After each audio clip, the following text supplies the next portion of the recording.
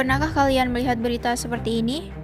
Aksi kekerasan oleh aparat terhadap warga sipil, orang-orang yang ditahan tanpa alasan jelas, atau tanah masyarakat adat yang dirampas paksa. Apa yang sebenarnya sedang terjadi? Apakah ini sekedar masalah hukum biasa? Atau ini adalah bagian dari pelanggaran hak asasi manusia yang lebih besar? Hai semuanya, selamat datang di video kali ini. Kita akan membahas dua hal penting yang sering kita dengar tapi belum tentu kita pahami secara utuh. Apa itu? Yaitu negara hukum dan hak asasi manusia.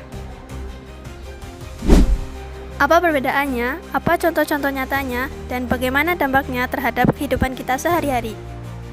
Yuk kita bahas lebih dalam melalui pemaparan yang sudah kami siapkan. Jangan lupa like, comment, and subscribe.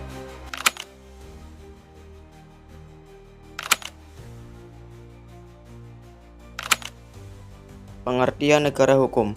Negara hukum diartikan sebagai negara di mana tindakan pemerintah maupun rakyatnya itu didasarkan atas hukum untuk mencegah adanya tindakan yang dilakukan sewenang-wenang baik dari pihak pemerintah maupun dari tindakan rakyat yang dilakukan menurut kehendaknya sendiri. Selanjutnya ada prinsip-prinsip negara hukum. Yang pertama ada supremasi hukum. Dalam perspektif supremasi hukum, pada hakikatnya pemimpin tertinggi negara yang sungguhnya bukanlah manusia, tapi konstitusi yang mencerminkan hukum yang tertinggi. Bahkan dalam republik yang menganut sistem presidensial yang bersifat murni, konstitusi itulah yang sebenarnya lebih tepat untuk disebut sebagai kepala negara. Selanjutnya ada prinsip pemisahan negara hukum. Adanya pembatasan kekuasaan negara dan organ-organ negara dengan cara menerapkan prinsip pembagian kekuasaan secara vertikal atau pemisahan kekuasaan secara horizontal, sehingga kekuasaan tidak tersentralisasi dan terkonsentrasi dalam satu organ ataupun satu tangan yang memungkinkan terjadinya kesewenang-wenangan. Lalu prinsip selanjutnya adalah prinsip perlindungan hak asasi manusia atau perlindungan HAM. Nah, dalam penyelenggaraan kekuasaan di suatu negara, itu tidak boleh mengurangi arti atau makna kebebasan dan hak asasi manusia. Oleh karenanya, adanya perlindungan dan penghormatan terhadap hak asasi manusia itu merupakan pilar yang sangat penting dalam setiap negara yang disebut sebagai negara hukum. Dan jika dalam suatu negara hak asasi manusia itu terabaikan atau bahkan dilanggar dengan sengaja, maka negara tersebut tidak dapat disebut sebagai negara hukum dalam arti yang sesungguhnya. Selanjutnya ada kategori hukum di Indonesia. Yang pertama itu hukum pidana. Nah, hukum pidana adalah cabang hukum yang mengatur tentang perbuatan-perbuatan yang dilarang oleh undang-undang karena dianggap merugikan masyarakat dan negara, serta menentukan ancaman sanksi terhadap pelanggarnya. Contohnya adalah kasus pencurian, kasus pembunuhan, dan kasus korupsi. Selanjutnya ada hukum perdata. Nah, hukum perdata adalah hukum yang mengatur hubungan antar individu, khususnya dalam hal hak dan kewajiban keperdataan, seperti warisan, keluarga, perjanjian, dan lain-lain. Nah, contoh kasusnya itu seperti sengketa jual beli, warisan, perceraian, dan lain-lain. Selanjutnya ada hukum administrasi. Nah, hukum administrasi adalah hukum yang mengatur hubungan baik antara pemerintah dan warga negara, serta mengatur tata cara kerja, wewenang, dan tanggung jawab lembaga-lembaga negara. Contoh kasusnya seperti kasus keputusan pejabat pemerintah yang merugikan masyarakat, serta sengketa perizinan, seperti izin usaha, dan lain-lain. Hak asasi manusia. Apa sih yang dimaksud dengan hak asasi manusia itu? Hak asasi manusia adalah hak-hak dasarnya melekat pada setiap manusia sejak lahir, bersifat kodrati dan fundamental, serta wajib dihormati, dijaga, dan dilindungi oleh setiap individu, masyarakat, dan negara. Hak-hak ini meliputi hak untuk kehidupan bebas dan kepemilikan serta hak-hak lain yang diperlukan untuk menjaga martabat dan harkat kemanusiaan. Jenis-jenis hak asasi manusia. Kami menyimpulkan ada beberapa jenis-jenis hak asasi manusia yang mencakup beragam jenis. Di antaranya adalah yang pertama, hak asasi manusia dalam beragama dan keyakinan, yaitu hak untuk secara bebas memilih, memeluk, dan menjalankan agama atau kepercayaan tanpa adanya paksaan atau diskriminasi. Yang kedua ada hak asasi di bidang politik, yaitu hak untuk ikut serta dalam aktivitas pemerintahan termasuk hak memilih dan dipilih, menyampaikan pendapat, serta hak untuk berkumpul dan membentuk organisasi. Yang ketiga ada hak asasi di bidang hukum, yaitu hak untuk memperoleh perlindungan di hadapan hukum, hak untuk dianggap tidak bersalah sebelum ada bukti yang sah, serta hak untuk menjalani proses peradilan yang adil.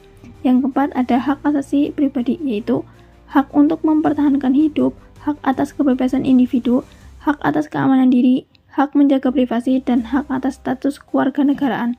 Yang kelima ada hak asasi di bidang peradilan, yaitu hak untuk mendapatkan akses terhadap peradilan, hak atas perlindungan hukum, serta hak untuk memperoleh keadilan secara setara.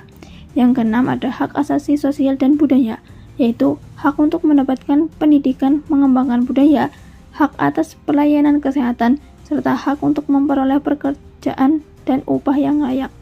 Yang terakhir ada hak asasi di bidang ekonomi, yaitu hak untuk menikmati kebebasan dalam aktivitas ekonomi, hak untuk bekerja dan menerima upah yang adil, hak atas perlindungan sosial, serta hak untuk memiliki tempat tinggal yang layak. Sejarah perkembangan hak asasi manusia. Sejarah perkembangan hak asasi manusia berawal dari pemikiran awal di dunia barat hingga pengakuan hak asasi manusia secara universal. Melalui Deklarasi Universal Hak Asasi Manusia oleh PBB, pemikiran tentang hak asasi manusia mulai muncul pada abad ke-17 dan ke-18, terutama di Inggris dan Prancis, yang menekankan pada hak-hak sipil dan politik. Perkembangan hak asasi manusia juga dipengaruhi oleh peristiwa-peristiwa penting seperti Magna Carta, Revolusi Amerika, dan Revolusi Prancis, serta gerakan-gerakan sosial dan politik lainnya. Sejarah hak asasi manusia di Indonesia. Sejarah hak asasi manusia di Indonesia itu mencakup periode sebelum dan sesudah kemerdekaan dengan perkembangan yang signifikan pada masa reformasi. Nah, sebelum kemerdekaan, perjuangan hak asasi manusia itu ditandai dengan munculnya organisasi-organisasi pergerakan yang menyuarakan hak-hak dasar seperti Budi Utomo dan Perhimpunan Indonesia. Setelah kemerdekaan, hak asasi manusia diakui dalam konstitusi dan peraturan perundang-undangan, namun juga mengalami tantangan, terutama pada masa Orde Baru. Era reformasi menandai kemajuan dalam penegakan hak asasi manusia dengan pengesahan berbagai undang-undang dan ratifikasi instrumen internasional terkait hak asasi manusia. Kemudian, hubungan negara hukum dan hak asasi manusia. Hubungan hak asasi manusia dengan negara hukum yakni sebuah hubungan yang bukan hanya dalam bentuk formal, melainkan juga hubungan tersebut dilihat secara material. Hubungan secara formal itu terlihat dari perlindungan hak asasi manusia itu merupakan ciri utama konsep negara hukum. Sedangkan hubungan secara material itu digambarkan dengan setiap tindakan penyelenggara negara harus berpedoman pada aturan hukum sebagai asas legalitas. Hukum yang kuat harus didukung oleh masyarakat yang sadar hukum. Salah satu upaya penting untuk meningkatkan kesadaran hukum adalah melalui edukasi.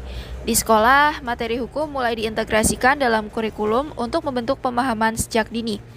Pemerintah dan lembaga swadaya masyarakat juga aktif melakukan kampanye kesadaran hukum melalui seminar dan dialog publik.